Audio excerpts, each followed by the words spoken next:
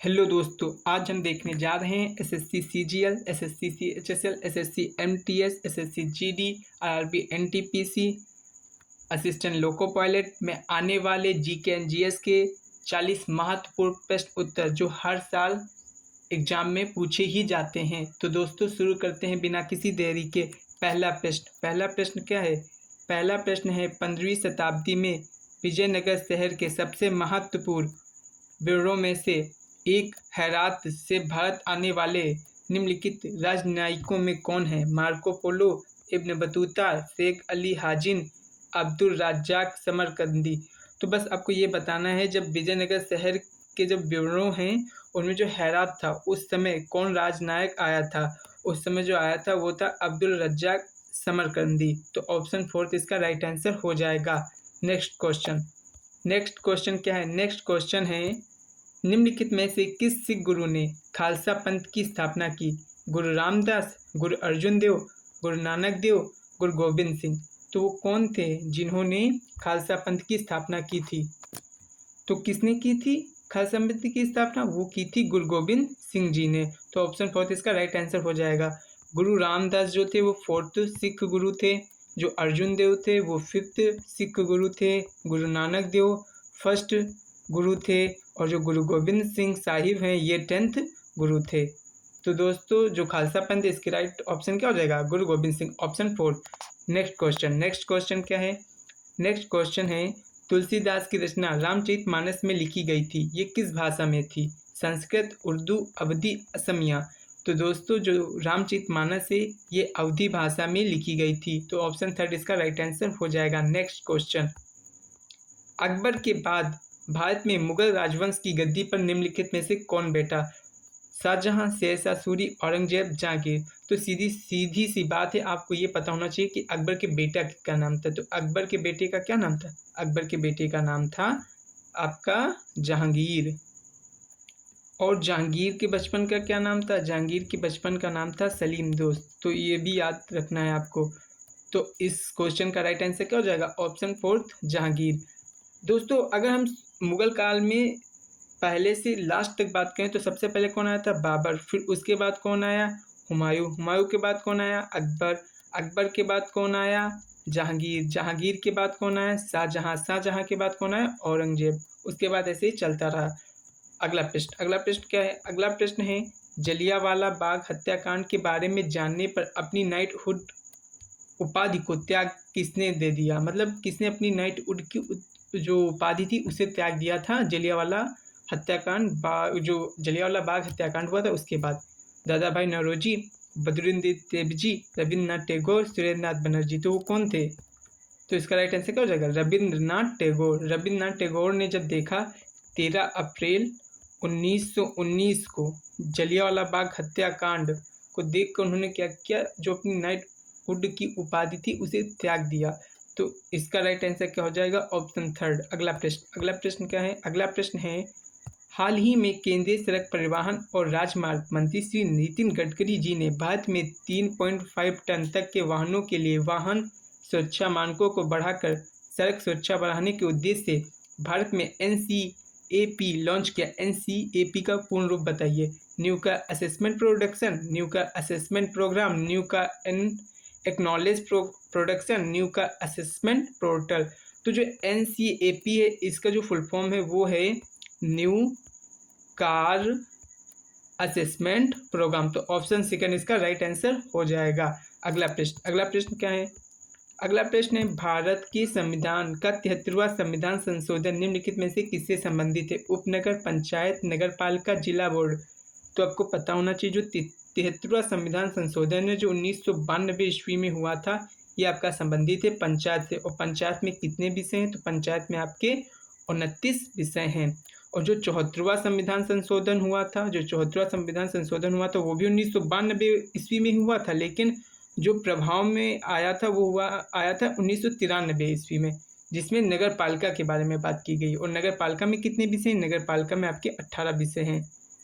तो दोस्तों इस प्रश्न का राइट आंसर क्या हो जाएगा? ऑप्शन 2 पंचायत। नेक्स्ट क्वेश्चन क्या है? वे वस्तु जो विद्युत धारा को अपने अंदर से गुजरने नहीं देती क्या कहलाती हैं? चालक, विद्युतरोधी, संधारित्र, प्रेरक। तो दोस्तों वो वस्तुएं क्या कहलाती है? वो वस्तुएं कहलाती हैं आपकी विद्युतरोधी। जो अंदर से गुजरने नहीं देती वो क्या होंगी? विद्युतरोधी। जो अंदर से गुजरने देती होंगी वो क्या कहलाएंगी? चालक कहलाएंगी। अगला प्रश्न क्या है? अगला प्रश्न है जनसंख्या के आकार, क्षेत्रीय वितरण और संरचना का अध्ययन है और जन्म, मृत्यु, प्रवासन और उम्र बढ़ने के कारण समय के साथ जनसंख्या कैसे बदलती, मतलब इसमें ऐसी कौन सी लॉजी है जिसमें हम इसका क्या करते हैं? अध्ययन करते हैं। Psychology, demography, pomology, क्लोलॉजी।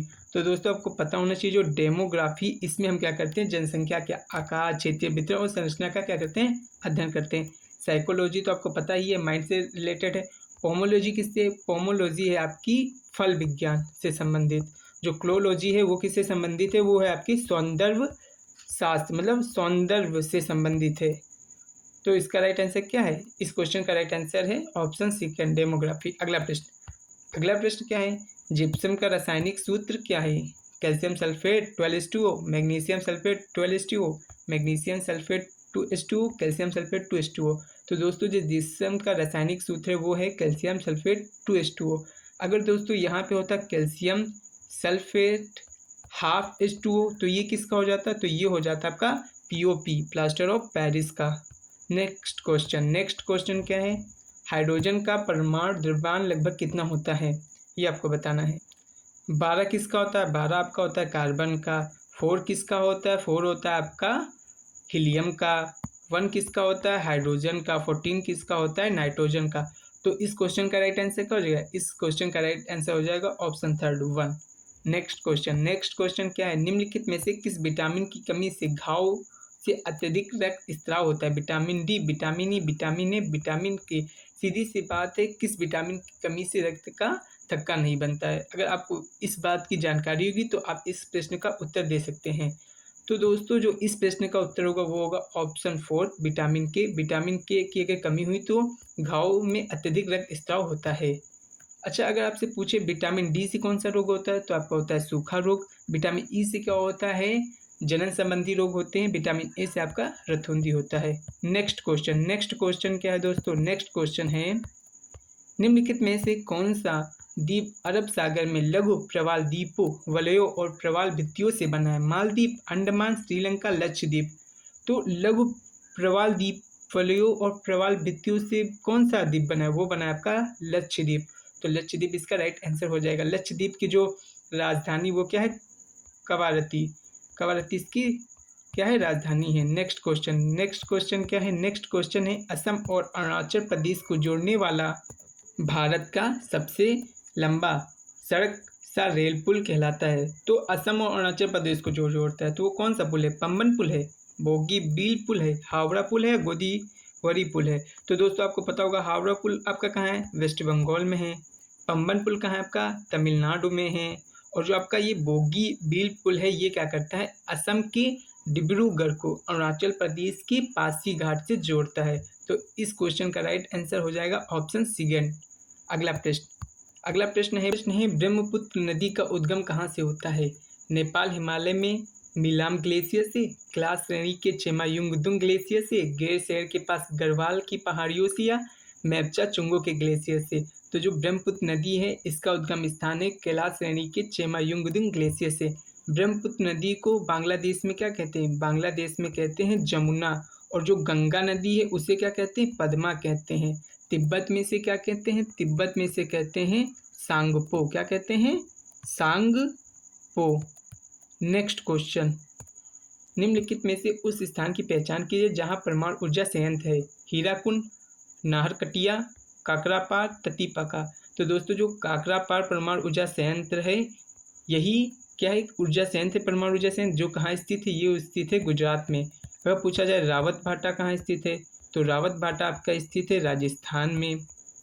अगर पूछा जाए आपका कलपक्कम कहाँ है तो आपका जो कलपक्कम है ये आपका स्थित है तमिलनाडु में। ऐसे ही आपका है कैगा। कैगा कहाँ स्थित है? तो कैगा स्थित है आपका कर्नाटक में। तो दोस्तों इन नामों को भी आप याद रखना। नेक्स्ट क्वेश्चन है किस नदी को बिहार का शोक के नाम से जाना जाता है? गोमती, यमुना, चंबल, कोसी। तो दोस्तों इसका राइट आंसर क्या है? इसका राइट आंसर है कोसी। कोसी बिहार के शोक के नाम से जानी जाती है। नेक्स्ट क्वेश्चन है, भारत की जनगणना 2011 के अनुसार भारत की किस समूह के राज्यों की जनसंख्या सबसे अधिक थी? उत्तर प्रदेश, महाराष्ट्र, अरुणाचल प्रदेश, मणिपुर, महाराष्ट्र, बिहार या उत्तर प्रदेश और बिहार? तो दोस्तों इसका राइट आंसर हो जाएगा ऑप्शन फर्स्ट, उत्तर प्रदेश और महाराष्ट्र। महाराष्ट्र उत्तर प्रदेश में 2011 की जनगणना के अनुसार सबसे ज़्यादा जनसंख्या थी। नेक्स्ट क्वेश्चन है, नहर की एक जल ग्रीवा जहाँ जल को बलपूर्वक ऊपर उठा के भूमि की ढलान की विपरीत दिशा में प्रवाहित किया जाता है, वह प्रणाली क्या कहलाती है? जल अफवाह, कमांचित, उत्थापन प्रणाली या जल वृत्त? तो दोस्तों उसे क्या कहते हैं? उत्थापन प्रणाली, लिफ्ट इरिगेशन सिस्टम इसे बोलते हैं। नेक्स्ट क्वेश्चन है, 2011 की जनगणना के अनुसार भारत में पुरुष साक्षरता क्या थी? 21.14%, 82.14%, 84.14%, 83.14%। तो दोस्तों इसका राइट आंसर हो जाएगा 82.14%। दोस्तों 2011 की जनगणना में आपने पुरुषों की जान ली, फीमेल की कितनी थी?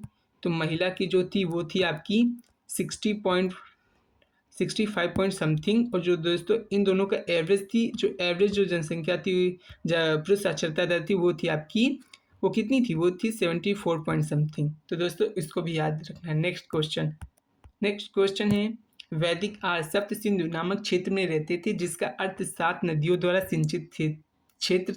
7 नदियों में से एक नदी झेलम थी, इसका प्राचीन नाम क्या था? तो दोस्तों यहाँ लिखा है अस्कनी, परुष्णी, पिपासा, वितस्ता। तो आपको पता होना चाहिए अस्कनी किस प्राचीन नदी का नाम था? अस्कनी आपका नाम था चीनाब नदी का। और जो आपका परुष्णी था वो किस प्राचीन नदी का नाम था? रावी का। और जो विपासा था वो था आपका ब्यास नदी का प्राचीन नाम। और जो आपका वितस्ता था ये किस नदी का नाम था? ये नाम था आपका ठेलम का। तो दोस्तों इस क्वेश्चन का राइट आंसर क्या हो जाएगा? Option fourth, Vitasta. Next question क्या है? नेक्स्ट क्वेश्चन है आपका, भारत की मुख्य भूमि अक्षांश के बीच फैली हुई है। तो दोस्तों कितने अक्षांश के बीच फैली हुई है? तो इसका राइट आंसर हो जाएगा आपका option fourth, 8 degree 4 minute north to 37 degree 6 minute north. अगर पूछा जाता है देशांतर में, तो देशांतर में क्या होता है? देशांतर में आपका 68 degree 7 minute east to 97 degree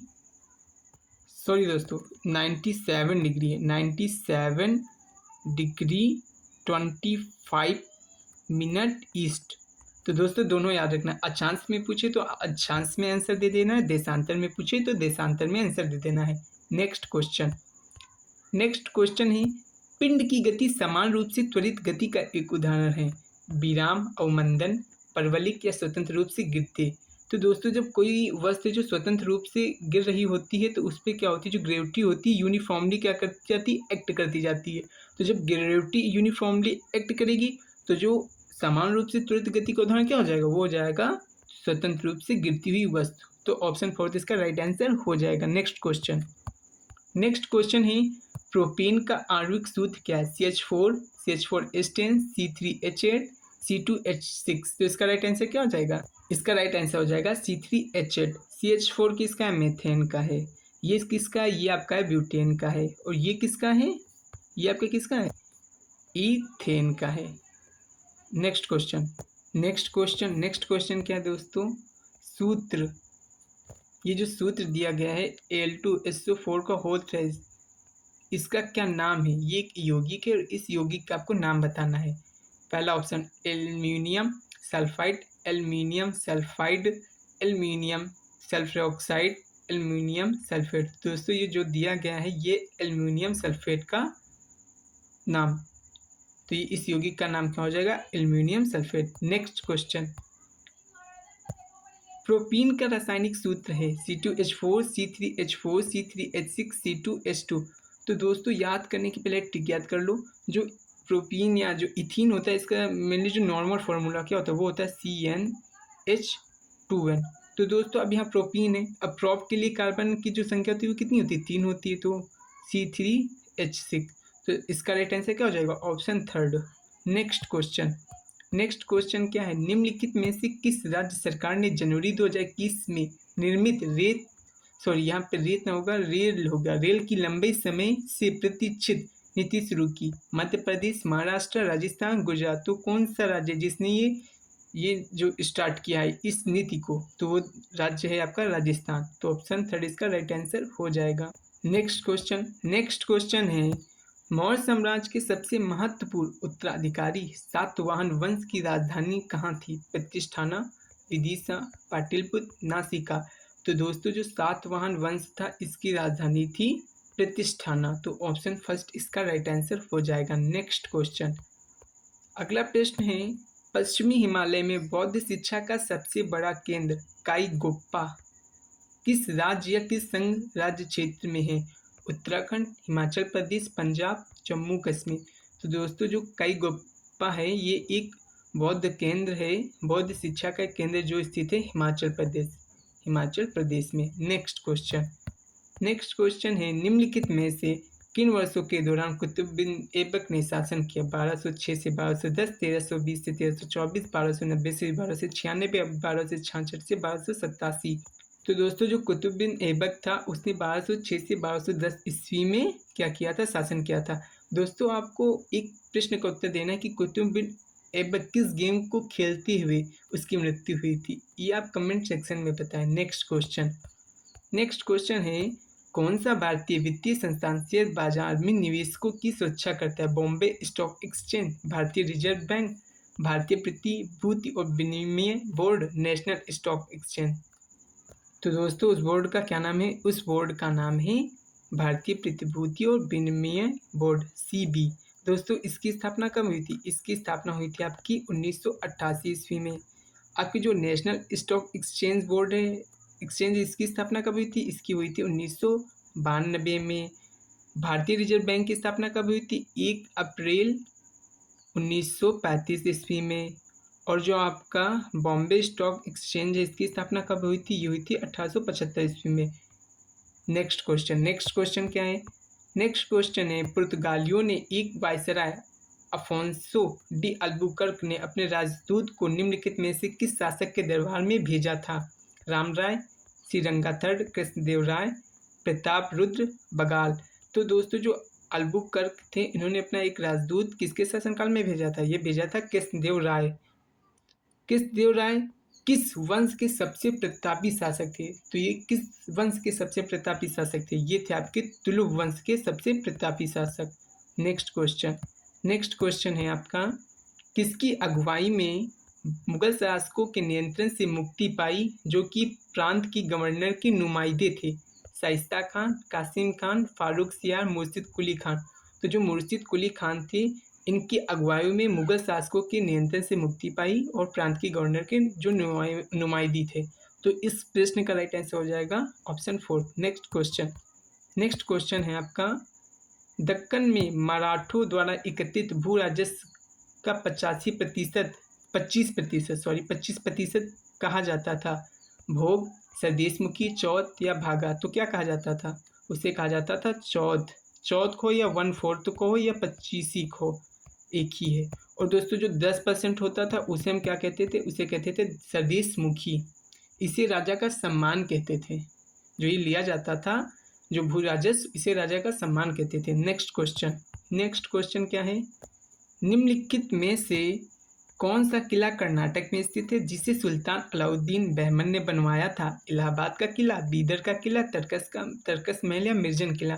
तो जो बीदर किला है इसका निर्माण अलाउद्दीन बहमन ने कर्नाटक में करवाया था। तो ऑप्शन सेकंड इसका राइट आंसर हो जाएगा। नेक्स्ट क्वेश्चन है, वारंगल किले की दीवारों के भीतर खुश महल किस राजवंश के द्वारा बनवाया गया था? लोधी, चोल, तुगलक, खिलजी। तो किस वंश के द्वारा बनवाया गया था? ये बनवाया गया था तुगलक वंश के द्वारा। नेक्स्ट क्वेश्चन क्या है? नेक्स्ट क्वेश्चन है, निम्नलिखित में से कौन सा फ्रांसीसी यात्री जो उसने जो देखा उसका लेखा जोखा लिखा अक्सर भारत की तुलना यूरोप की स्थिति से करता था? वह राजकुमार दारा सिकोह के चिकित्सक के रूप में मुगल दरबार से निकटता से जुड़ा था। वो कौन था? Jean Baptiste Tavernier, Duarte Barbosa, Jesuit Roberto Nobili, Francois Bernier. तो वो कौन था? वो था फ्रांसुआ वर्नियर। जो राजकुमार दारा सिकोह के शासनकाल में था।